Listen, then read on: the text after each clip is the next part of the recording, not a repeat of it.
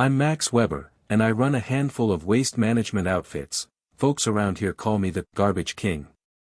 I was hitched to Elizabeth Taylor, not the actress, mind you, but my wife, who stuck with her maiden name for her lawyering gig. She was all about that professional vibe, and honestly, it seemed like she didn't care to flash my last name at parties or anywhere else outside her office. Back when I was footing the bill for her fancy law school, she didn't mind me hauling trash for a living. Funny how that worked. After years of slaving away as a paralegal, she figured out she could outsmart most of the attorneys she fetched coffee for, so off to law school she went. I might own a bunch of thriving companies and rake in more cash than those high and mighty legal eagles she admired, but once Janet, yeah, that's what I call her, landed a job at a law firm, she started treating me like some kind of lowlife. Things got worse when the late nights piled up, closeness faded, and her snide remarks started flying my way over a few weeks. That's when I got a hunch she was stepping out on me. I mean, in her world, gods don't shack up with peasants, right? So I figured she was messing around with one, or maybe a few, of her lawyer buddies. I wasn't about to just sit there, so I decided I needed solid proof, the kind that'd hold up in court. If I'd just dumped her without it, she'd have walked off with half my businesses and a fat chunk of my money. But if I could nail down evidence of her cheating with some hotshot from her firm, I might even have a shot at suing the place. Her agency would probably cough up a hefty sum to dodge the scandal and keep their big clients from bailing. Sure, I might have been off on my math, but that's how I saw it back then, and that's what drove me to do what I did. Every year, Janet's office throws this big Christmas bash. She always asks me to tag along, and every year I say no, except this time. When I told her I'd go, she looked like I'd slapped her with a wet fish and started scrambling for excuses to keep me home. It's just gonna be a room full of lawyers yapping about their billable hours, nobody you'd vibe with. You really wanna sit through that, she'd say. I just grinned and told her, don't matter, long as I'm there with you. What I didn't say was, long as I can watch you and figure out which one of these clowns you're sneaking around with. Almost every day leading up to it, she'd toss out another lame reason I could use to skip it, but I wasn't buying her act. I kept telling her I was pumped to go. Even as she was dolling herself up that night, she gave it one last shot. I'd hate for you to be bored out of your mind, are you sure? Yep, honey, I said, cool as could be. It wasn't like she was ashamed of how I looked. I'd been told I'm easy on the eyes, keep myself fit, and my Armani suit wasn't cheap. I wasn't some bum, I just made my living in trash. When I pointed out her job's kinda the same deal, she didn't take too kindly to that.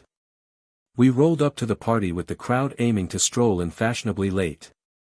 Most of the tables were already taken, but we snagged spots near the dance floor where just one other couple was parked. After we sat down, I offered to grab us some drinks. That's when I had my first little run-in of the night, waiting in line at the bar. Some guy, looked like one of the firm's lawyers, sidled up and said, don't think we've met. Who'd you come with? I told him, my wife, Elizabeth Taylor Klein. He blinked and goes, Janet. Didn't even know she was still married. I shot back, oh yeah, 8 happy years together. Truth is, it's been over 10, but who's counting? He froze for a second, then busted out laughing, thinking I was pulling his leg.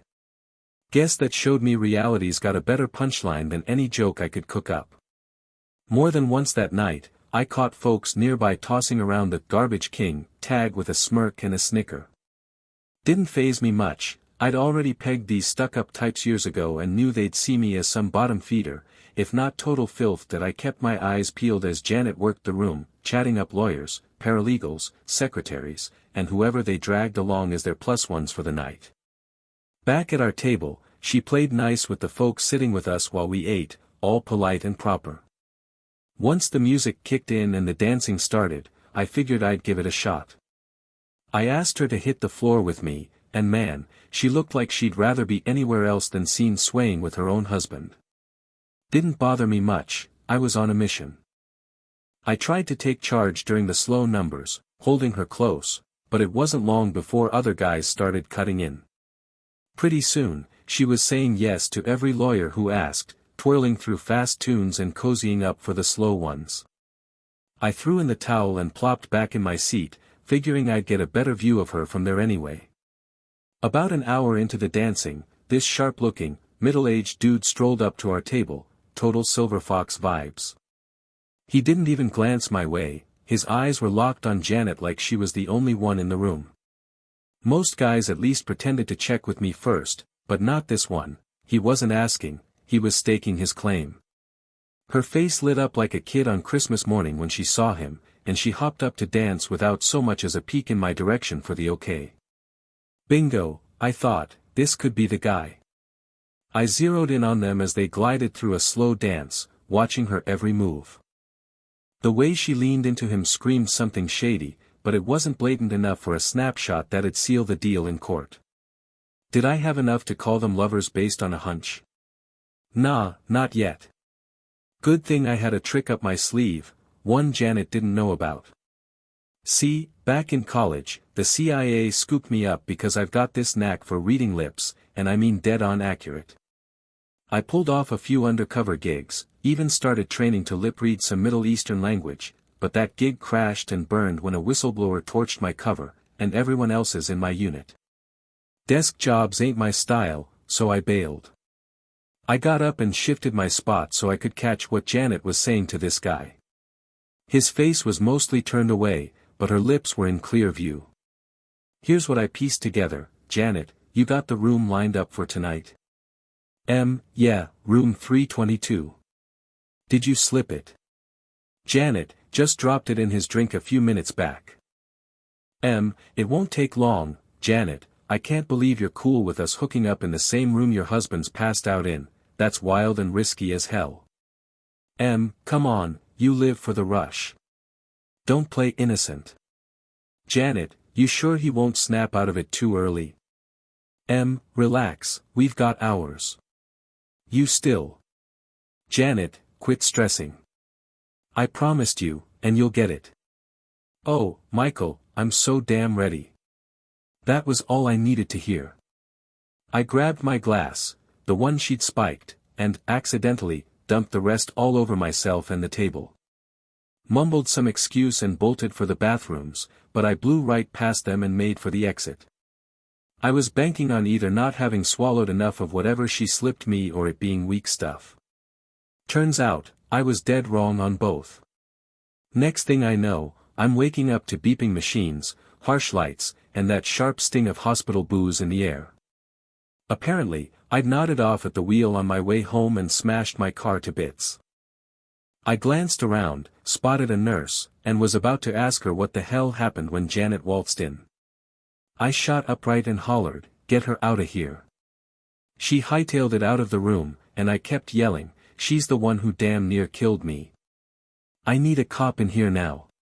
The nurse tried to shush me, probably thinking I'd lost my marbles.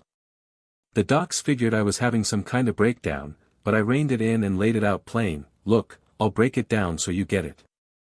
If you don't fetch a cop in the next 15 minutes, I'm suing you personally and this whole hospital. Somebody drugged me, run a tox screen for liquid Badril or any knockout junk. I'm pretty sure my wife and her side piece tried to take me out." Okay, maybe I stretched the truth a bit, but it did the trick. Before the clock even hit 15 minutes, a cop showed up to jot down my story about how I'd caught wind of Janet and her boyfriend plotting to dope me up and haul me off somewhere so they could get cozy. I kept my lip-reading trick under wraps, didn't see the point in spilling that. I reckon drugging and a half-baked kidnapping scheme would be enough to light a fire under the police. They told me I'd need to swing by the station after the hospital to file an official complaint, and I said I'd be there, unless, of course, Janet and her pal snatched me or finished me off on my way out. The officer didn't exactly jump to slap a bodyguard on me, he just shrugged like it was no big deal. While I was twiddling my thumbs waiting to get sprung from the hospital, a nurse popped in with the tox report. Turns out, I'd been juiced with some serious stuff, enough that if I'd chugged the whole glass, I'd probably be 6 feet under. The hospital had already tipped off the cops, and that's when I first heard the words, "attempted murder," float around. Pretty soon, there was a uniform posted outside my door, and the next cop who grilled me, this one a lady, actually acted like she gave a damn. The next day, they cut me loose, and I headed home. A patrol car kept cruising by my place every so often, but I wasn't sweating it. Janet wasn't there, just her junk cluttering up the house. Word was, she'd been nabbed at our place earlier. She and her lover boy, Michael, had rolled up thinking they could sweet-talk me into keeping their little hotel hookup hush-hush from the law firm. That's all they figured they'd screwed up on. But nope, the cops slapped them with attempted murder charges instead.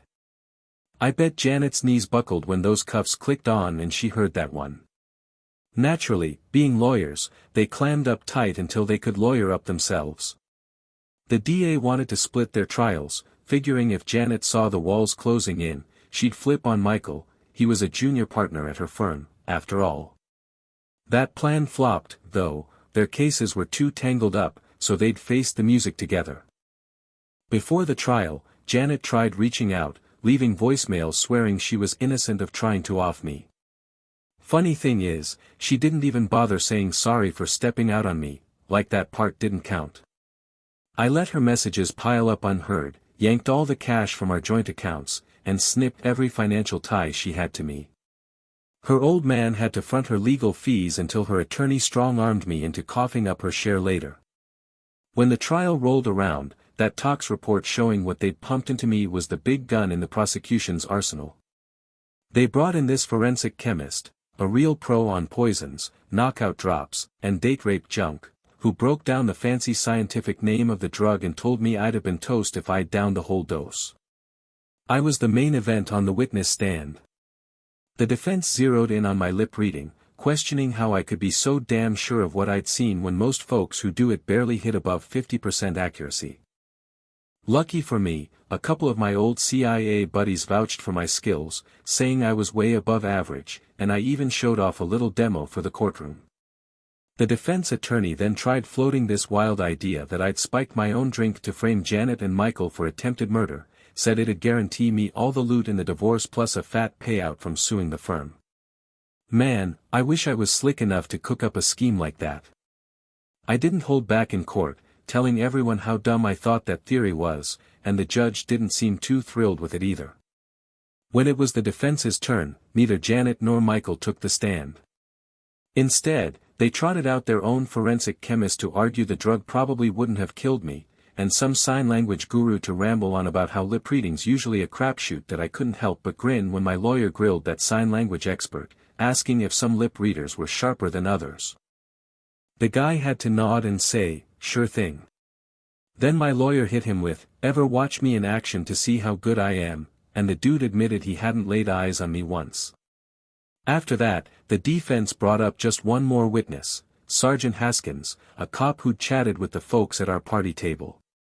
He said nobody there claimed they saw Janet slip anything into my drink. With that, the defense wrapped up, arguing nobody saw Michael hand Janet any powder, nobody caught her dosing my glass, and there wasn't a shred of proof I hadn't done it to myself. Right after the cop stepped down, this older gal in the gallery started making a scene, waving like crazy to catch the DA's eye. It got so noisy the DA sent an assistant over to figure out what had her all riled up. The assistant hustled back and whispered, "We need a break now." The DA asked the judge for a quick 15-minute timeout and got it, then hightailed it over to talk to the woman. I glanced at Janet. She looked like she'd seen a ghost when she spotted that lady, and right away, she started whispering hard to her lawyer, her face all pinched up. When the recess ended, the DA strolled back in and asked to throw a rebuttal witness on the stand. The judge wanted to know who they were rebutting. "Sergeant Haskins," the DA said. Janet nudged her lawyer, and he piped up, "Your Honor, I need another recess, my client's about to switch her plea." Michael and his lawyer lost their minds, and the word plea bounced around like a ping-pong ball in their huddle. Janet and her team said she'd cop to a guilty plea and take 3 to 5 years if she could spill the beans on Michael. The DA said deal. Turns out, that old lady had told the DA the cop only asked if she'd seen Janet dump knockout powder in my drink, real specific, so she said no. He didn't bother with a follow-up. But she'd seen Janet slip something in there and said Janet told her it was just hangover medicine for me, since I supposedly always overdid it with the booze. She didn't think it was knockout stuff, so she stuck to her no on that one question. It took a few more months for Janet's guilty plea and sentence to get hashed out officially. Michael scored himself a fresh trial, and Janet took center stage as the star witness. She laid out the whole saga, how Michael chased her down, kicked off their affair, and pulled the strings. She swore she just wanted to trick me, not kill me, and pinned the drug choice and dose on him. Michael fired back, saying he only did what Janet told him to, and claimed she jacked up the dose on purpose, knowing it could flatline me. His lawyer spun a new yarn. Janet had reeled Michael in, seduced him, and cooked up the whole plan from the jump to frame him and take me out. Michael's lawyer figured Janet had it all mapped out, ditch me, her husband, for a fat inheritance, and shove her lover out of his junior partner spot at the firm so she could slide right in. My car wreck threw a wrench in her scheme, though. Michael bawled like a baby on the stand, swearing he'd never hurt a fly, let alone me. But when the jury weighed it all, they bought Janet's story over his. They nailed him with a guilty verdict and slapped him with 10 to 15 years behind bars. At his sentencing, they let me take the stand, and I didn't hold back, tears and all. I told them I shouldn't even be breathing right now. I ought to be rotting in Riverside Cemetery, not perched in this cushy chair. My wife's boyfriend should be out there tossing dirt on my grave, toasting with her over pulling off their little garbage man cleanup. She'd be swimming in my cash, splashing it around with her lover, her partner in crime. Don't let them fool you, they ain't torn up that I nearly bought it. They're just pissed I didn't croak and they got busted. If it weren't for my lip-reading knack, I'd be a goner. I'd already sipped about a quarter of that spiked drink she got from him when I caught on. What I swallowed was enough to knock me out cold and send my car plowing into some shrubs. If I'd smashed into a tree instead, I'd be toast. The tox tests proved if I'd finished that glass, I'd have checked out while they were screwing around in the same damn room I was dying in. They both claimed they only meant to dope me up and make a fool of me, say it was an oopsie that she dumped in a lethal dose. Even if that's true, what, they just shrug and get a timeout? Hell no. But I reckon my take don't carry much weight, I'm supposed to be a corpse anyway. Like I said, Michael drew 10 to 15, and Janet got her 3 to 5. As they hauled her out after his sentencing, she yelled she was sorry, and I just shot back, read my lips, sweetheart, I don't give a damn. Getting divorced with Janet locked up was a breeze, she didn't fight me on a thing. I think she might have actually felt bad about what she pulled and how close I came to biting it. Funny enough, I ended up with what that defense lawyer accused me of chasing, every last dime from our marriage. After some back and forth with the law firm and cashing in on Michael's lawsuit payouts, I went from rich to loaded. Being in waste management, you could say I'm downright filthy rich now. In the months after the trial, I couldn't believe how many gals lined up to try out for the empty garbage queen gig. No shocker there, none of them were lady lawyers. And that's where this tale wraps up for now. If you liked hearing it, do me a solid, smack that thumbs up button and toss a comment down below. It helps the algorithm shove my story out to more folks.